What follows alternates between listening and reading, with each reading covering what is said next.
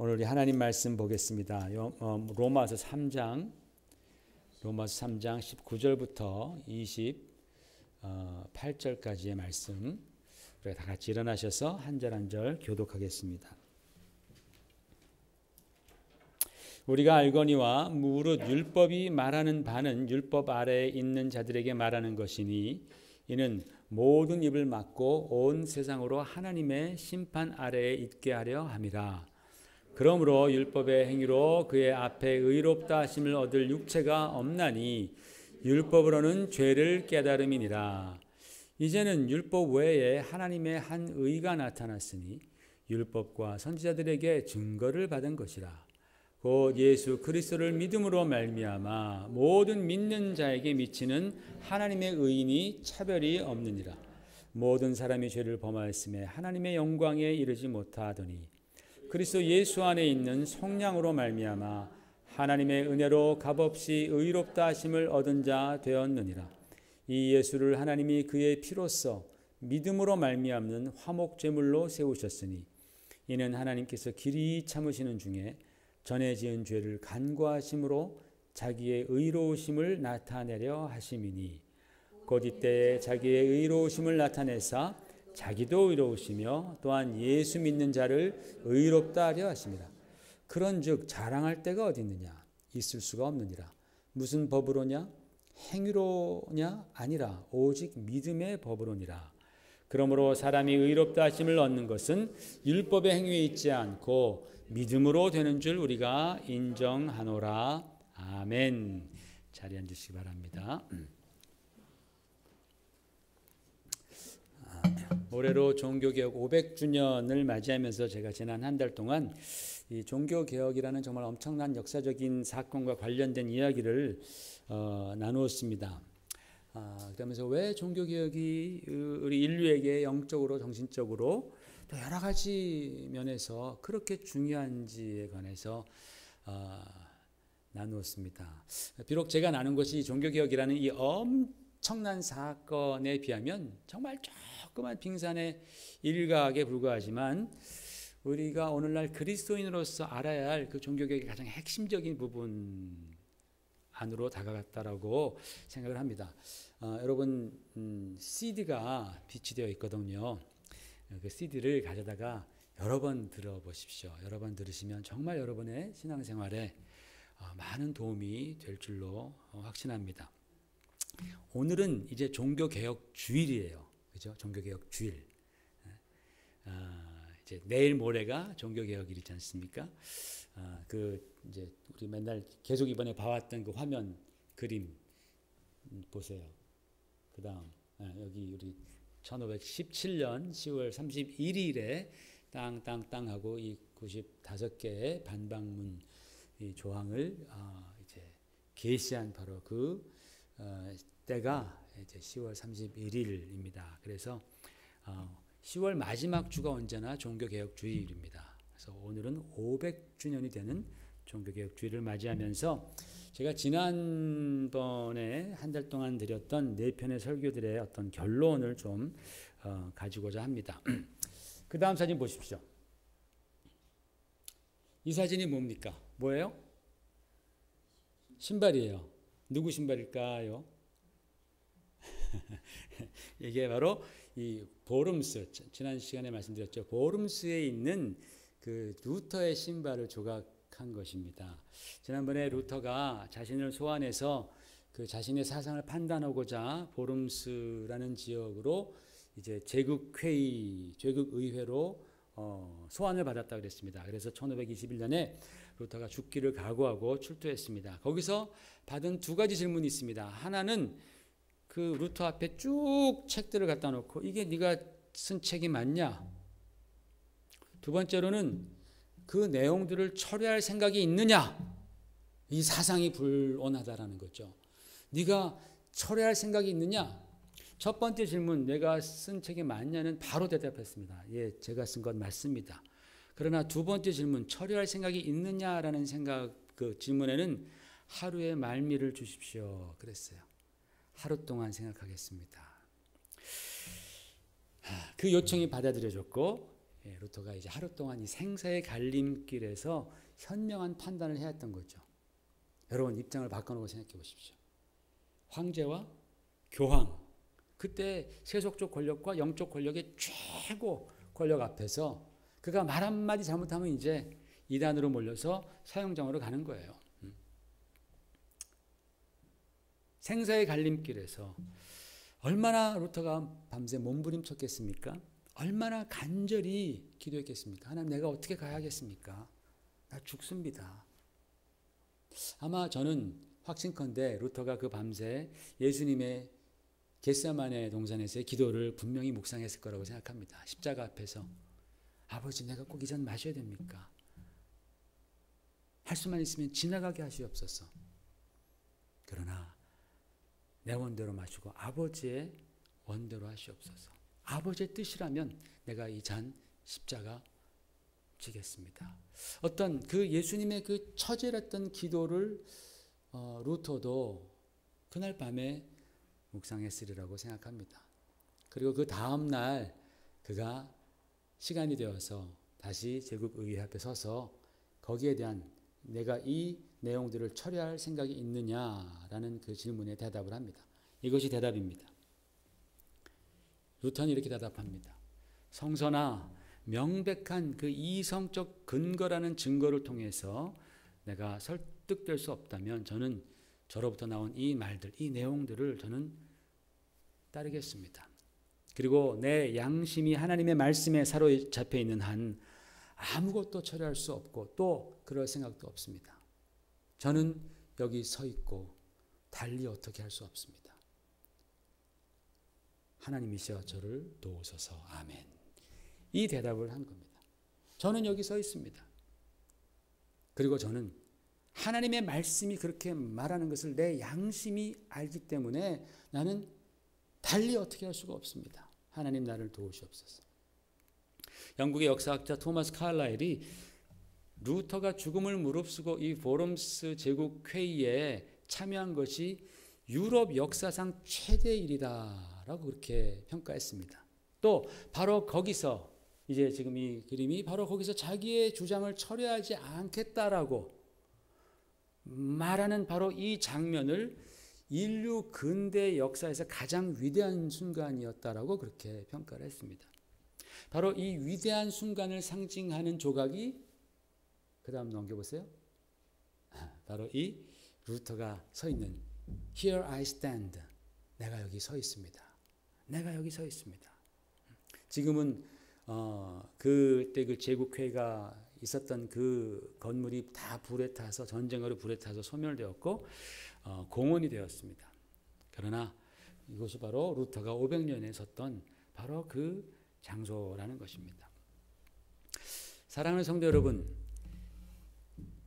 전쟁터에서 군인들은 그냥 막 싸우고 그냥 막 전진하지 않습니다. 육군이나 또는 포병이나 공군이나 해군이나 모두가 다 싸울 때 자신의 위치를 잘 알아야 합니다. 자기 위치를 잘 파악해야 합니다. 저는 포를 쐈었는데 내 위치를 알지 못하면 포 한 발 못 쏩니다. 내 위치를 알아야 됩니다. 자기 위치를 모르면 작전을 할 수 없고 전진할 수도 없고 뭘 할 수가 없는 거예요. 요즘 사람들은 굉장히 열심히 사는 것 같아요. 막 바쁩니다. 굉장히 열심히 살아요. 그런데 안타깝게도 많은 사람들이 지금 자기의 인생이 어디서 왔다가 어디로 가는지를 몰라요. 내가 지금 무엇을 위해서 살아야 하는지, 나의 인생의 우선순위가 무엇인지에 대해서 모른다는 거예요. 한마디로 좌표를 잃어버린 것입니다. 내가 있는 그 위치, 이 좌표를 잃어버린 인생, 그냥 열심히는 막 살아요. 그런데 뭐를 위해서 이렇게 열심히 사는가? 다 헛된 것 위해서 좌표를 잃어버렸습니다. 신앙도 마찬가지죠. 신앙은 영적 싸움 아니겠어요? 영적 전쟁인데 내가 무엇을 믿는지, 내가 서 있는 곳이 어디인지, 어떻게 살아야 하는지, 내가 무엇에 대항해야 하는지, 내가 무엇을 붙들고 가야 하는지 이거를 잘 모르고 그저 그냥 설렁설렁 우선순위도 없고 정말 의지하는 바에 대한 확신도 없고 좌표 없는 신앙, 내 위치를 모르는 신앙, 즉 표류하는 신앙으로 살아가는 사람들이 참 많다라는 것입니다. 여러분, 우리는 같은 배를 탄 그리스도인으로서 500년 전에 그 잃어버렸던 신앙의 좌표, 그 잃어버렸던, 그래서 교회가 표류하고 그리스도인들이 막 정말 그 메말라가고 표류했던 그 신앙의 좌표를 찾기 위해서 혼자 외롭게 고군분투하면서 Here I stand. 나는 여기 서 있습니다. 그 엄청난 그 세상의 위협 앞에서도 굴하지 아니하고 내가 여기 서 있습니다. 나는 어떻게 달리할 도리가 없습니다. 하나님 나를 도와주시옵소서 라고 고백했던 이 믿음의 선배를 우리는 잊지 말아야 합니다. 500년 전 사람이니까 나하고 무슨 상관이 있겠어? 그렇지 않습니다. 우리는 그것을 잊지 말아야 합니다. 동시에 우리도 정말 우리가 살아가는 이 복잡하고 혼란스러운 세상에서 과연 나는 지금 어디에 서 있는지, 내가 서 있는 곳은 어디인지에 대해서 우리는 오늘 분명히 한번 확인해 보고 갔으면 좋겠습니다. 여러분, 우리가 서 있는 이 21세기는 영적으로 볼 때 루터가 서 있었던 그 16세기 보다 절대로 덜 어렵지 않다라는 거예요. 만만치 않은 시대에 우리는 살고 있습니다. 우리 시대는 수많은 사람들이 삼위일체 하나님을 부정합니다. 하나님을 부정합니다. 예전에는 그러지 않았습니다. 적어도 하나님이 계신 걸 알았고 하나님을 두려워했는데 요새는 하나님 자체를 부정합니다. 그러면서 풍요, 돈이죠. 재물, 돈과 과학 기술과 쾌락과 그리고 자기 자신이 우상화된 시대에 살고 있는 거예요. 네? 그렇잖아요. 그죠? 자기 자신이 우상화되었고 자기중심, 인본주의의 끝을 지금 달려가고 있고 돈, 기술, 쾌락 이런 것이 나의 우상이 되어서 그러려니까 하나님 집어쳐야죠. 하나님 없애버리고 엄청난 우상, 이 과학이 이렇게 발달한 시대인데도 우리는 우상이 너무 드글거리는 시대에 살고 있다는 거죠. 죄에 대해서 말하는 것을 사람들은 너무나 싫어합니다. 그러다 보니까 예수 그리스도의 십자가의 은혜가 끊임없이 부정되는 것이죠. 그렇죠? 예수님의 십자가의 은혜는 죄인들에게 주신, mit보다 모든 사람들이 받을 만한 이 말이요, 예수 그리스도께서 죄인들을 구하러 세상에 임하셨다 하였도다. 예수 그리스도께서 죄인들을 구하러 이 땅에 오셨는데 내가 죄인이라는 것을 인정하지 않으니까, 다 상대적이라고 말하니까 예수님의 십자가가 계속해서 부정되는 것이죠. 그리고 우리의 믿음은 사방으로부터 도전을 받고 있는 그러한 아주 영적으로 볼 때 어려운 실정입니다. 이런 현실 속에서 과연 저와 여러분은, 우리 교회는 어디에 서 있냐라는 거예요. 우리의 좌표는 뭐냐라는 겁니다. 나의 위치는 어디 있냐라는 것입니다. 우리는 과연 무엇을 믿고 무엇을 의지하며 어떤 방향으로 우리는 나아가고 있냐라는 것이죠. 내가 믿고 서 있는 바로 이 자리에 여러분은 확신이 있습니까? 그것을 한번 우리가 생각해 보자라는 겁니다. 500년 전에 종교개혁자들이 가르쳤던 루터뿐만 아니라 그 다음에 칼빈, 즈윙글리 여러 사람들이 그렇죠?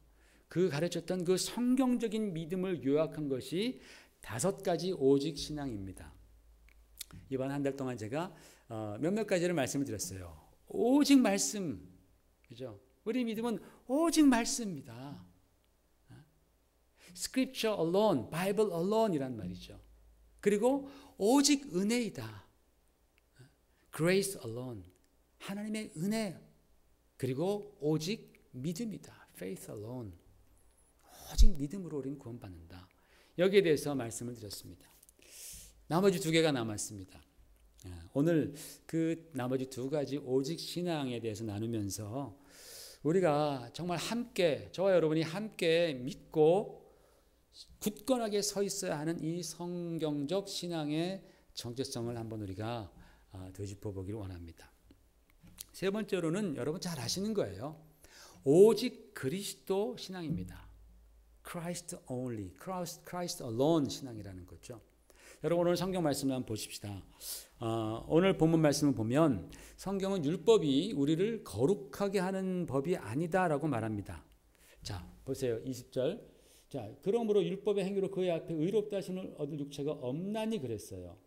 그러면서 율법은 죄를 깨닫게 하는 법이다라는 말입니다. 여러분 율법을 다른 말로 말하면 행위의 법입니다. 왜냐하면 내가 안식일을 지켜라, 부모를 공경하라, 간음하지 말라, 거짓말하지 말라, 뭐 해라 하지 말라 행위의 법이라는 거예요. 그런데 오늘 말씀 보니까 이 율법은 그 행위를 통해서 우리를 의롭게 하심을 얻을 육체가 없다는 거예요. 우리로 하여금 의롭게 하기 위해서 주신 것이 아니라 뭐 하기 위해서요? 죄를 깨닫게 하기 위해서, 네가 얼마나 죄인인지를 드러나게 하기 위해서 주신 법이라는 거예요. 이게 무슨 뜻인가요? 예를 들어서 여러분 예전에 한 20년 전까지만 하더라도 성희롱죄 이런 게 없었어요. 성희롱죄가 없었습니다. 그래서 회사에 나가면 막 상관들이 짓궂게 또는 동료가 짓궂게 막 성희롱을 하고 또는 모욕적인 발언을 해도 그게 죄가 안 되었다라는 거예요. 그 말로 무척 상처를 입고 자존심이 상하고 그걸로 말미암아 정신적으로 막 힘들어지고 그게 자기 인생까지 막 파멸시키는 그러한 엄청난 죄악이었음에도 불구하고 고발하면은 그러면 아유 참 그분 너무했네. 사람이 어떻게 그래? 그런데 처벌할 법이 없어요. 그러니 어떡합니까? 참으세요. 아니면 회사로 옮기세요. 뭐 그 정도로 끝나는 거예요. 처벌할 법이 없어요. 분명히 죄인이고 남에게 큰 피해를 정말 친 것보다 더 아픈 피해를 더 오래가는 피해를 줬음에도 불구하고 법이 없으니까 잡아놓지 못하는 거예요. 잡아가도 판사가 내가 법 257조에 근거해서 선고를 해야 되는데 법이 없으니까 판결이 안 되는 거죠. 그러다 보니까 그런 나쁜 짓을 하고서도 내가 죄인인지 몰라요. 그러나 이제 법이 제정됩니다. 법이 제정되어서 성희롱을 하면 처벌을 받게 되었습니다. 물론 법을 제정하면서 그렇게 살지 말라라는 의도도 있지만 먼저는 그게 죄라는 것을 가르쳐 준다라는 것이죠. 이와 같이 하나님의 온전하신 의를 반영하는 율법이 거울이 되는 거예요. 그 율법이 거울이 되어서 우리 자신을 딱 비춰보니까 우리가 진짜 엄청난 죄인이구나라는 것이 드러났다라는 말입니다. 물론 그걸 보면서 내가 죄를 안 지어야지라고 그렇게 노력하는 거 좋습니다. 그런데 모든 사람들이 다 그렇게 그 율법 앞에 서 보니까 다 죄인이라는 거예요. 그 23절에 유명한 말씀이 있죠. 우리가 잘 아는 유명한 말씀 시작. 모든 사람이 죄를 범하였음에 하나님의 영광에 이르지 못하더니 이 모든 사람 안에 저와 여러분 다 포함되지요. 그죠? 저와 여러분 다 포함됩니다. 이것을 어떻게 깨달았어요? 의로우신 하나님의 율법을 놓고 거기에 나를 비춰보니까 내가 죄인이었더라라는 겁니다. 여러분 이 율법의 결과가 우리에게 무엇입니까? 절망인 거예요. 그죠? 왜? 죄인인 것이 너무나 깨끗하게 드러나니까. 수술한 자국이 너무나 보이는 거예요. 그러면 좀 속상하겠죠. 그죠? 절망하는 거예요. 율법에 딱 놓고 보니까. 왜? 죄의 값은 형벌이기 때문에. 죄의 값은 지옥이기 때문에 우리는 율법 앞에 설 때 참 절망적입니다. 그래서 율법을 죄와 사망의 법이다라고 말하는 겁니다. 아무리 인간이 율법을 붙들고 지키고 정말 지켜도 결과는 죄인으로 드러날 뿐 그 죄를 씻을 수 없다는 것이죠. 왜? 세상에 하나님의 의처럼 하나님처럼 의로운 사람이 있으면 나와보라 그래요. 그런 사람이 있어요? 하나님처럼 의로운 사람이 있어요? 없어요. 그런데 하나님의 의가 반영된 율법을 딱 그 거울을 갖다 놓고 보니까 모든 사람이 다 죄인인 거예요. 율법에. 그러니까 율법은 우리를 정죄하는 법이다라는 거예요. 네가 얼마나 죄인인지, 그동안 네가 얼마나 모욕적인 말을 많이 하고, 네가 얼마나 그동안 층간 소음을 일으키고, 네가 얼마나 하나님께 불순종했고, 네가 얼마나 사람들을 미워했는지 율법을 보니까 딱 이제야 드러나는 것 같아요. 자기는 그동안 의롭다고 생각했는데 이 율법의 용무는 우리가 얼마나 죄인인지를 드러내는 것이었는데 바리새인들은 그걸 오해해서 계속 그걸 지키려고, 그걸 지켜서 의로워지려고 막 노력하다가 예수님한테 한 방 맞죠. 노 그거 아니다. 니네들 아무리 노력해도 안 된다. 살인하지 않았어? 너 미워했잖아. 미워해도 똑같은 죄야. 너 가늠하지 않았다고 지금 너 의롭다 그러는 거야? 너 음란 품었잖아. 가늠한 거랑 똑같아. 주님께서 그냥 노 그거 아니다. 가르쳐 주신 거예요. 바로 율법 앞에서 모든 인간들은 다 절망이라는 겁니다. 그런데 성경은 계속해서 이 율법 외에, 율법도 하나님의 의예요. 그죠? 하나님의 의가 반영된 법이니까 모든 사람들이 그 앞에서 다 죄인으로 드러나 버리는 거예요. 그런데 율법 이외에 하나님의 한 의가 나타났다. 21절에 그 의는 뭐냐면 모든 믿는 자에게 미치는 하나님의 의인이 차별이 없다. 차별 없는 모든 사람들에게 주어지는 하나님의 의다라고 그랬습니다.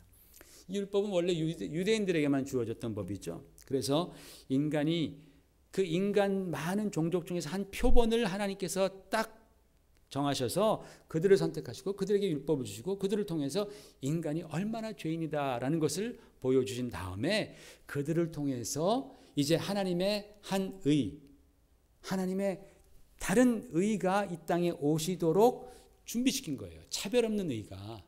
그분이 곧 예수 그리스도시다라는 거죠. 예수 그리스도. 여러분 그 사형수가 있지 않습니까? 사형수 죄인들이 얼마나 절망적입니까? 언제 죽을지 몰라요. 사형수들은 갑자기 내일 죽을 수 있어요. 언제 죽는다 이렇게 말하지 않고 갑자기 그 날이 다가오잖아요. 집행날이. 그들에게 기쁜 소식이 있다면 무슨 소식일까요? 야, 네 예전에 사다 놨던 그 복권 그거 맞았어. 뭐 그런 말이 막 그에게 기쁠까요? 지금 내일 모레면 죽는데 좋은 차가 무슨 의미가 있고 좋은 집이 무슨 의미가 있겠습니까? 좋은 옷이 무슨 의미가 있겠습니까? 그들에게 있어서 기쁜 소식은 단 하나죠. 뭐예요? 사면입니다. 사면. 대통령이 사면하셨대. 너 사면해서 너 이제 살 수 있어. 그러면 예수 안 믿어도 할렐루야 하겠죠. 그 사람들이. 너무 기쁜 나머지 너무나 감사할 거예요. 사형수들에게 가장 기쁜 소식은 사면입니다. 하나님께서 우리 죄인들을, 우리의 죄를 사면시키기 위해서 우리가 받아야 할 그 형벌을 독생자 예수 그리스도에게 대신 짊어지게 하셨죠. 이것을 어려운 단어로 속량이라고 말합니다. 성경에 속량하사, 우리 24절에 보면 그리스도 예수 안에 있는 속량으로 말미암아 하나님의 은혜로 값없이 의롭다 하심을 얻은 자 되었느니라 할 때 속량, redeem이란 뜻입니다. 이거는 옛날에 노예가 있던 시절에 노예 그 상인에게 팔려가잖아요. 그래서 체인이 묶여 있습니다. 자유를 잃어버렸습니다. 이젠 죽은 목숨입니다. 노예의 목숨이 뭐 얼마나 귀하겠습니까? 그런데 그를 불쌍히 여기서 어떤 지나가던 사람이 그 노예상에다가 그 노예 값이 얼마냐고 물어보고 100불이다. 그러면 그 100불을 지불하고 그 노예를 사서 자유를 주는 것. 그냥 네가 이젠 자유하다. 너의 그 노예 값을 내가 이미 페이했으니까 너는 자유하다. 이 노예상도 자기가 돈 받았으니까 노예가 갈 때 아무 소리 못하고 있는 거예요. 돈 받았으니까. 그게 바로 속량입니다. 그게 바로 redeem이라는 뜻입니다. 예수님께서 십자가의 죽음으로써, 즉 자기의 피값으로 우리 죄인들을 속량해 주시고 우리에게 생명과 자유를 주신 것입니다. 이것을 성경은 하나님의 의라고 말합니다. 참 신기합니다. 우리가 볼 때는 하나도 의가 페어하지 않아요. 저스트하지 않습니다. 왜 나는 죄인인데, 내가 죄인인데 왜 예수님이 형벌받은 게 우리는 그게 저스트하다고 말할 수 없어요. 우리 입장에서는 그레이스죠. 하나님의 은혜이죠. 하나님의 무한하신 은혜입니다. 그런데 성경은 왜 그것을 하나님의 의라고 부르냐 하면은 죄인을 그냥 용서해 준 것이 아니라 그 죄값을, 정당한 죄값을 예수 그리스도가 다 치르게 하시고 그리고 우리를 용서해 주셨기 때문에 그것을 하나님의 의다라고 말씀하는 것이죠. 그리고 그 하나님이 하신 일을 믿는 자, 예수 그리스도를 믿는 자도 의롭게 해주시겠다라는 말씀입니다. 여러분, 우리가 잘 알지만 우리를 의롭게 하는 것은 우리들의 행위가 절대로 아니다라는 겁니다. 다른 그 어떤 것을 믿어도, 다른 종교를 믿어도 거기에 우리에게 의를 주는 그런 어떠한 것도 없다라는 거예요. 오직 그리스도, Christ alone. 왜? 주님께서 우리의 죄를 담당하셨기 때문입니다. 다른 종교 믿으면 그 안에서 좋은 말씀 많이 들어요. 그리고 우리가 우리의 삶이 좀 더 변할 수 있어요. 그러나 죄사함은 없습니다.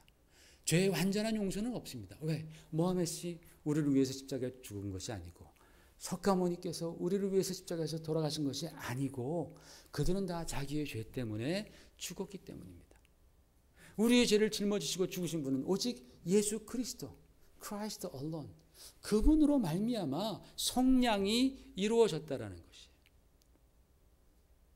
그분으로 말미암아. 그래서 우리가 나의 죄를 담당하신 예수 그리스도를 믿는 것이죠. Christ alone입니다.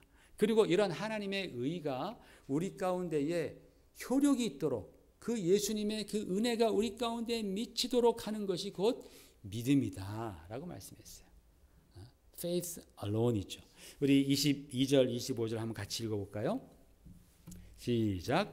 곧 예수 그리스도를 믿음으로 말미암아 모든 믿는 자에게 미치는 하나님의 의인이 차별이 없느니라. 그리스도를 믿음으로 말미암아. 25절. 이 예수를 하나님이 그의 피로써 믿음으로 말미암는 화목제물로 세우셨다 그랬습니다. 하나님께서 하나님과 우리가 원수가 되었어요. 하나님 우리를 형벌하시려고 합니다. 왜? 우리는 죄인이니까. 그런데 그 가운데에 예수님을 화목케 하는, 리컨실리에이션을 하는 화목제물로 세우신 것을 너희가 믿음으로 받아들일 때에 하나님과 우리 사이에 화목이 이루어진다라는 그런 말입니다. 믿음으로 말미암아 예수님께서 하나님과 우리 사이에 화목제물이 되셨다. 27절. 그런즉 자랑할 데가 어디 있느냐? 있을 수 없느니라. 무슨 법으로냐? 행위로냐? 아니라 오직 믿음의 법으로니라. 그러므로 사람이 의롭다 하심을 얻는 것은 율법의 행위에 있지 않고 믿음으로 되는 줄 우리가 인정하노라 그랬어요. 오직 믿음, 우리가 지난번에도 말씀드렸죠. 면죄부도 아니고 성유골도 아니고, 혹은 여러분이 하나님 앞에서 뿌듯해 하시는 그런 자랑하고 싶은 그런 선한 일이나 헌신에 의해서 우리가 하나님 앞에 의로워지는 것이 아니라 Christ alone, 그리고 grace alone, 그리고 faith alone. 예수 그리스도께서 하신 바로 그 은혜를 믿음으로 말미암아 우리는 하나님 앞에 의로워지는 줄 믿습니다. 아멘. 이것이 복음인 거예요. 이것이 복음입니다. 그래서 종교개혁자들이 남겼던 이 네 가지 오직 신앙. 첫 번째 오직 말씀, 두 번째 오직 은혜, 세 번째 오직 그리스도, 네 번째 오직 믿음입니다. 나머지 하나가 남았습니다. 여러분, 제가 이번에 여러 편의 그 설교를 하면서 마틴 루터라는 분의 이야기를 좀 많이 했습니다. 아주 위대한 인물입니다. 그러나 우리가 종교개혁 기념주의를 지키는 것은 루터라는 인물을 칭송하기 위해서가 절대로 아니다라는 것을 제가 말씀을 드리고 싶습니다. 왜냐하면 그분은 진짜 위대한 일들을 많이 했지만, 그러나 정말 엄청난 실수도 여러 번 저질렀던 사람입니다. 예를 들어서 그가 종교개혁을 시작하면서 처음에는 유대인들에 대한 연민의 정을 갖습니다. 왜냐하면 예수님께서도 그리스도께서도 유대인이셨고, 유대인들이 수천 년 동안 정말 그 하나님의 복음을 그 다리가 되기 위해서 율법 안에서 얼마나 몸부림쳤습니까? 그래도 맨날 주님한테 깨졌잖아요. 그죠? 그렇게 열심히 정말 신앙생활 하려고 그래도 주님한테 막 깨졌단 말이죠. 그러니까 이 루터가 연민의 정이 있었던 거예요. 그래서 이제 우리가 복음을 깨달았으니 유대인들도 돌아오시오. 그리스도께로 돌아오시오. 그래서 우리가 하나님의 나라를 같이 세워가십시다. 유대교를 버리고 주교로 돌아올 것을 촉구하는 그런 논문을 1523년에 썼습니다. 그리고 기다리는 거예요. 돌아오겠지, 유대인들이. 돌아오겠지. 그런데 5년이 지났는데 안 돌아와. 이것들 봐라. 돌아오겠지. 10년이 지나도 안 돌아와요. 20년이 지나도 유대인들이 예수님께로 돌아오지 않는 거예요. 오히려 막 예수님을 핍박하는 거예요. 예수는 그거는 다 사입이다. 뭐 그러면서 예수 그리스도를 핍박하고 계속해서 유대교를 주장하는 거예요. 이 성정이 얼마나 불같은지 몰라요. 루터가 성격적으로 좀 문제가 있습니다. 그래가지고 막 불같이 막 화가 나서 그로부터 20년 후에 1543년에 유대인들을 저주하는 논문을 씁니다. 그래서 유대인들 집도 다 불태워라. 교육하는 그 교육학교, 시나고그 다 불태워라. 그리고 그들이 믿고 의지하는 탈무드 다 불태워야 된다. 유대인을 잡아 죽이라는 말만 안 하고 다 그렇게 핍박하라고 아주 끔찍한 반유대적 선동을 했어요. 엄청 잘못한 것이죠. 그 당시 루터의 인기가 얼마나 하늘을 찔렀어요. 그죠? 그 사상이 삽시간에 유럽으로 퍼지는 것이죠. 급기야는 그로부터 수백 년 후에 히틀러가 유대인 학살이라는 끔찍한 만행을 저지르는데 그런 사상이 한몫했어요. 독일 교회가, 어용 교회가 히틀러가 하는 그런 일들을 지지하는 데에 루터의 이런 그 글들을 인용합니다. 잘못한 거죠. 굉장히 잘못한 것이죠. 이게 바로 인간 루터의 모습입니다. 그 외에도 또 잘못한 것들이 많이 있어요. 많습니다. 모든 인간들이 다 연약하고 부족합니다. 오직 하나님만이 완전하시고 하나님만이 의로우십니다. 하나님만 우리는 찬양해야 되고 하나님께만 영광 돌려야 할 줄로 믿습니다. 하나님은 그 부족한 사람을 사용하시는 거예요. 장점을 사용하신다라는 거죠. 그래서 우리는 개혁자들이 주장한 이 오직 신앙의 그 마지막 오직을 우리는 마음에 새겨야 합니다. 그게 뭐냐면 오직 하나님의 영광을 위하여입니다. 오직 하나님의 영광을 위하여. 따라 읽어볼까요? 시작. 오직 하나님의 영광을 위하여. 여러분, 하나님께서 세상을 창조하신 것에 대한 궁극적인 목적이 있다면 뭐겠습니까? 하나님께서 세상을 창조하실 때 궁극적인 목적은요, 하나님의 영광이에요. 하나님의 영광을 위해서 모든 것들을 하나님께서 계획하시고 실행하신 것입니다. 이 넓은 우주에 하나님의 영광이 드러나고 또 미세하게 눈에 보이지 않는 그런 세계까지도 하나님의 영광은 다 스며들어가 있습니다. 여러분, 우주의 중심이 인간 같아요? 아닙니다. 하나님이십니다.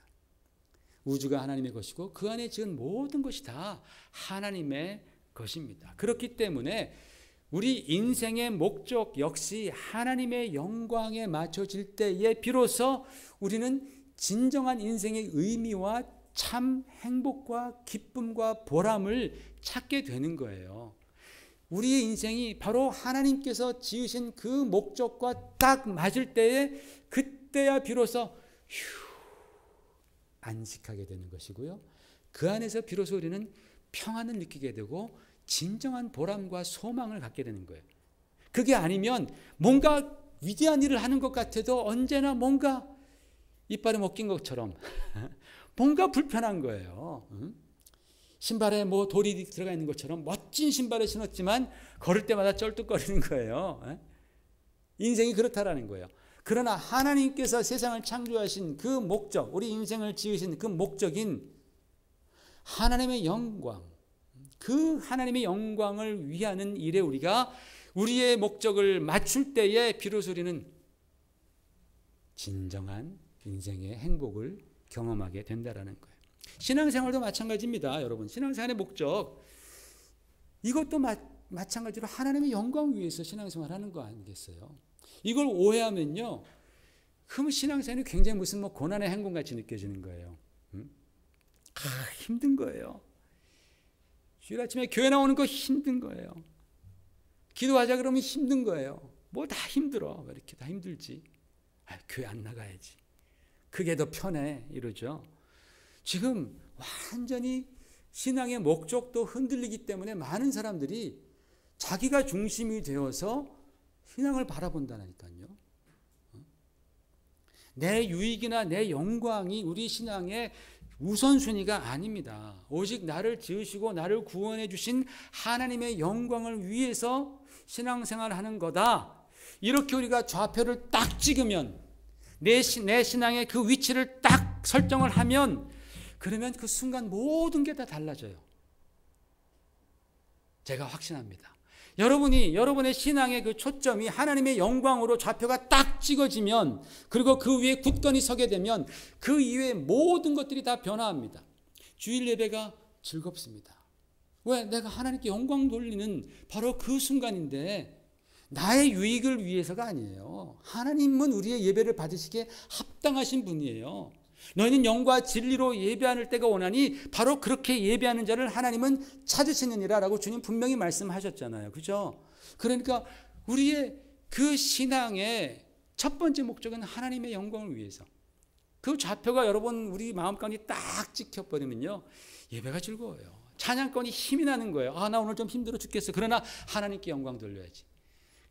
큰 소리로 입을 찢어지게 벌려서 막 소리를 막 크게 내고. 얼마나 아름다워요, 그게. 헌금도 막 감사해, 막. 없어도 막 더 내고 싶어, 막. 그런 일이 일어납니다. 우리 가운데서 일어나게 될 줄로 믿습니다. 사람들이 물어보죠. 너 왜 그렇게 사니? 우리는 대답할 게 있어요. 너희는 너의 영광, 너의 유익 위해 살지. 나는 썩지 아니하는 하나님의 영광 위해 산다. 여러분, 그렇게 대답할 수 있는 배포가 있어야 되지 않겠어요? 그죠? 나는 그거 위해 산다. 오직 하나님의 영광을 위하여서. To the glory of God only, alone. 정말 그런 신앙이 있어야 됩니다. 만약에 우리의 신앙 가운데 오직 하나님의 영광을 위하여라는 그런 이 신앙이 없으면요, 인간은 머리가 참 간사해요. 잔머리가 너무 빨라요. 그래서 오로지 자기의 유익과 영광만을 생각한다니까요.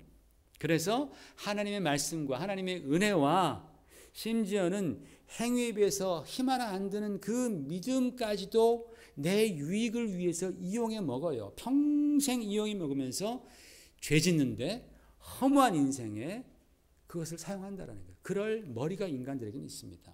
하나님의 은혜, 그거 이용해 먹는 거예요. 믿음, 행위 안 하고 믿음으로 다 되지 뭐. 그래서 욕먹는 거 아닙니까? 우리는 그것을 이용할 만한 충분한 머리가 된다니까요. 그걸 방지하기 위해서는 셋업이 딱 돼야 돼요. 좌표가 하나님의 영광을 위해서. 난 하나님의 영광을 위해서 산다. 하나님의 영광 위해서 살아야지. 그렇다면 그럴 때 하나님께서 우리에게 주신 그 은혜와 하나님의 그 정말 그 반석되신 그리스도 예수, 그분을 믿는 믿음이 너무나 귀하고 감사하고 감격하다니까요. 여러분, 오직 말씀으로 시작된 이 종교개혁은 오직 은혜, 오직 그리스도, 그리고 오직 믿음, 오직 하나님의 영광을 위하라는 이 5가지 오직 신앙을 통해서 우리 신앙 가운데 지계석을 놓아줬다라는 거. 우리가 갈 때에 벗어나면 안 되는 거예요. 우리가 서야 할 바로 그 정말 그 성경적인 신앙의 바탕을 우리에게 마련해 주었습니다. 저와 여러분은 이것을 지켜야 합니다. 우리 교회는 이것을 지켜나가야 합니다. 왜? 이것이 바로 성경이 증거하는 바이기 때문에. 그것이 아니라면 우리는 성경을 통해서 변해나가야 되겠죠. 오늘날 많은 사람들이 교회가 개혁되어야 된다라고 얘기를 합니다. 맞습니다. 루터의 이 개혁 정신, 개혁자들의 개혁 정신은 멈추면 안 돼요. 계속해서 개혁되어 나가야 하지만 그 전에 중요한 질문 2가지가 있어요. 하나는 무엇을 근거로 개혁하겠느냐 겁니다. 두 번째로는 무슨 목적으로 개혁하려고 하느냐라는 것이죠. 세상의 변화에 발맞춰서 500년도 더 낡은 아주 낡아빠진 이 기독교 교리 거기에 머무르지 말고 이제는 시대가 요구하는 그런 사상에 맞는 개혁을 하라고. 요즘에는 동성애도 다 인정했으니까 그것도 인정하는 그 사람들도 우리 형제니까 같이 결혼시켜주고 다 같이 We are the world 하자. 그렇게 개혁하자라고 한다면 여러분은 뭐라고 말씀하시겠습니까? No. 안 돼요. 왜? 하나님의 말씀에 맞는 개혁을 하는 것이지 시대의 사상에 맞게 개혁되어 가는 것은 그건 개혁이 아니라 타락이죠. 그 타락을 막기 위해서 오직 말씀으로 분연이 일어났던 것 아니겠습니까? 그리고 그 개혁의 목적은 우리의 유익이 아니고 오직 하나님의 영광을 위해서입니다. 여러분, 우리가 오늘 종교개혁 500주년이라는 정말 역사적인 그 시대를 살고 있는 복된 사람들입니다. 정말 복된 사람들입니다.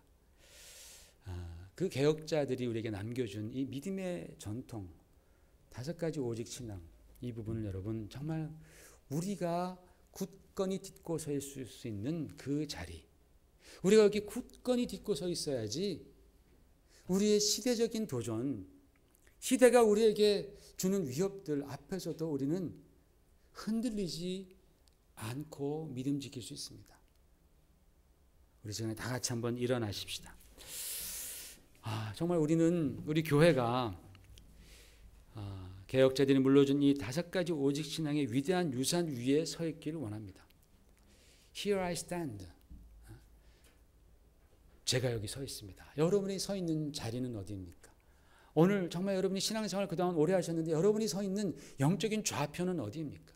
여러분이 믿고 의지하고 정말 여러분의 인생을 다 드려도 아깝지 않는 그런 그 신앙의 그 주제가 무엇입니까?